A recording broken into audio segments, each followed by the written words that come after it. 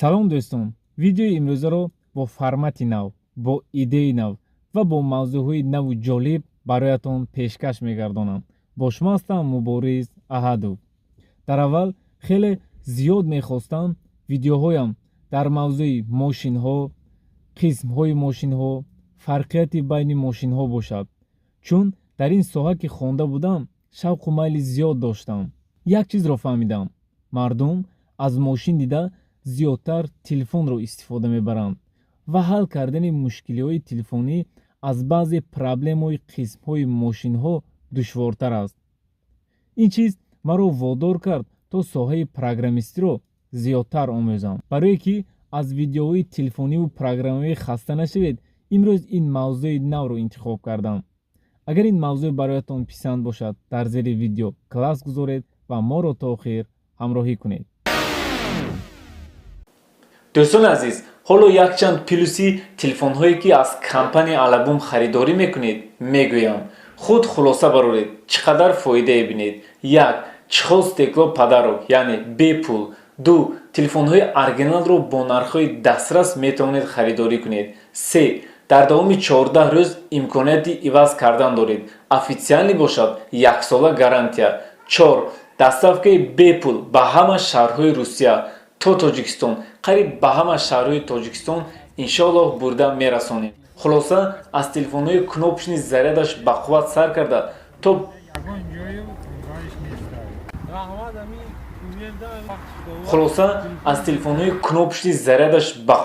карда то смартфонҳо ва айфонҳои паследи моделро метавонед пайдо кунед. инчунин аз ширкати алабум қариб тамоми намуди инструментҳо, либосҳои мардона, китобҳо ва боз якчанд чизҳои дигарро метавонед дастрас кунед. рақамҳо дар рӯи экран, силки сайт дар поёни видео. сараввал дар бораи фарқият ва тарзи кории муҳаррик, яъне моторҳои дизелӣ ва бензинӣ, баъдан плюс минуси инҳо, кадоме аз инҳо хубтар аст, ҳамаашро дар видеои имрӯза гуфта мегузарам. дӯстон, беҳтараш баъзе чизҳоро бо забони русӣ мегӯям. агар қисмҳои муҳаррикро бо забони тоҷикӣ гӯям, ба монанди тумба, сулумба, ҳалқаи сари шоҳинак, сукон ва ба ҳамин монанд, боварӣ дорам қисми зиёд инро намефаҳманд. ба ҳар ҳол кӯшиш мекунам бо забони тоҷикӣ зиёдтар фаҳмонам. ҳарду ин моторҳо бо 4 роҳ кор мекунанд: пуск, сжатие, рабочий ход, выхлоп. ин муҳаррикҳо асосан аз ҷои сӯзишворӣ аз якдигар фарқ мекунанд. ҳалшавии бензин осон аст. аз ҳамин сабаб бо ҳаво хуб омехта мешавад. барои коркард ва истифода дар муҳаррикҳои бензинӣ ҳамагӣ як искра, яъне як шарораи алоб кифоя аст. сӯзишвории муҳаррикҳои дизелӣ бошад каме ғализ ва бо ҳаво на он қадар хуб омехта мешавад. агар сӯзишвории дизелӣ ҳаворо бо ҳарорати баланд пуф кунад, сӯзишворӣ дар мегирад. аз ин бармеояд ки дар муҳаррикҳои бензинӣ ҳаво бо бензин бояд ҳамеша омехта якҷоя бошад. дар дизел танҳо вақти гирон шудани зажигания сӯзишворӣ бо ҳаво якҷоя мешавад. акнун фаҳмидед барои чӣ дар дизел инжектори сӯзишворӣ, дар бензин свечҳои даргиранда истифода мешаванд. чанд нафар аз ман пурсиданд, ягон имконият ҳаст бе комиссия пул равон кунем. барномаи пардохтро тавсия додам. тавассути ин барнома на танҳо пулро равон карда метавонед, аз ҳамин ҷо ба симкартаи Тоҷикистон пул гузаронед, пули барқ ва обро супоред, боз бемалол то хона продукта равон карда метавонед. ин программаро аз ҳама нуқтаҳои ҷаҳон бепул скачат кунед. силкаи ин программа дар поёни видео. боварӣ дорам ки қариб аксарият мушоҳида кардаед ки моторҳои бензинӣ нисбати дизел ором ва паст кор мекунанд, инчунин ларзиши кам доранд. аз сабабе ки бензин бо ҳаво хуб омехта шуда ғализ ва сахт нест, рафти сӯхтори сӯзишворӣ нарм ва як самти аниқ паҳн мешавад. дар дизел бошад, рафти сӯхтори сӯзишворӣ дар ҳар ҷои камераи сӯзанда сурат мегирад, яъне дизел сӯхтори роҳи аниқи худро надорад. маҳз аз ҳамин сабаб мотори дизелӣ овози баланд, ларзиши сахттар нисбати муҳаррикҳои бензинӣ дорад. хуб, акнун мегузарем ба плюс минуси муҳаррикҳои дизелӣ ва бензинӣ. нафари мошингиранда ҳамавақт фикр мекунад кадом муҳаррик хубтар аст ва проблемаи кам дорад, дизел ё бензин.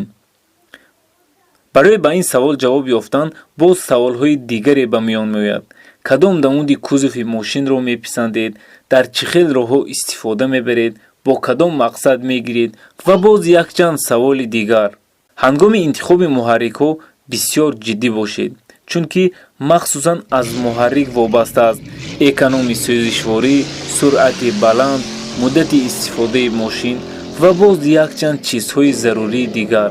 ҳар яки ин моторҳо плюс минуси худро доранд. хуб, аз плюси муҳаррики дизел оғоз мекунем. плюси якуми дизел ин экономи сӯзишворӣ аст. муҳаррикҳои бензинӣ ҳозира ҳам сӯзишвориро эконом мекунанд, лекин моторҳои дизелҳо ҳамеша экономични ҳисобида мешавад, чунки сӯзишворию ҳаво бо ҳарорати баланд ва сахт фишурда мешаванд ва аз ҷои камераи сӯзанда ҳам вобаста аст. дар муҳаррикҳои бензинӣ бошад, чунин фишурдашавии сахт номумкин аст. плюси дуюми мотори дизелӣ яъне дарозумр, муддати дароз кор мекунад. минуси дизел бошад, дер гарм мешавад. агар дар мошинҳои дизелӣ датчики подогреваеми двигател набошад, дар зимистон пас аз чанд километр тай намудани роҳ баъдан гармиро дар салони мошин эҳсос мекунед. як камбудии дигари дизел, агар мошин муддати 3-4 моҳ кор накарда истад, гирон кардани мотораш сахт мушкилӣ меорад.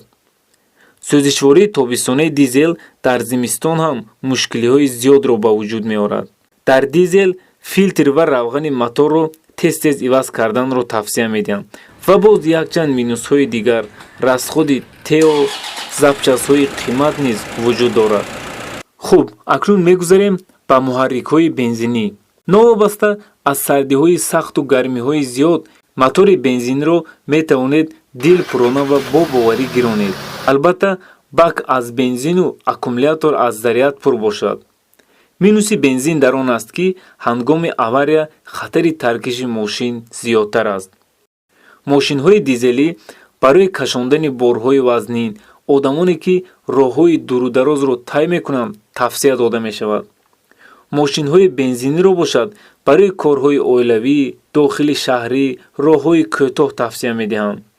барои чунин корҳо мақсади мошин харидан дошта бошед, гирифтани мошинҳои дизелӣ ҳеҷ маъние надорад.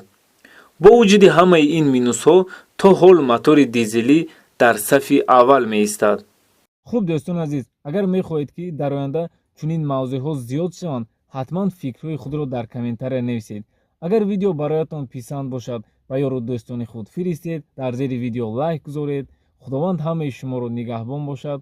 хайр.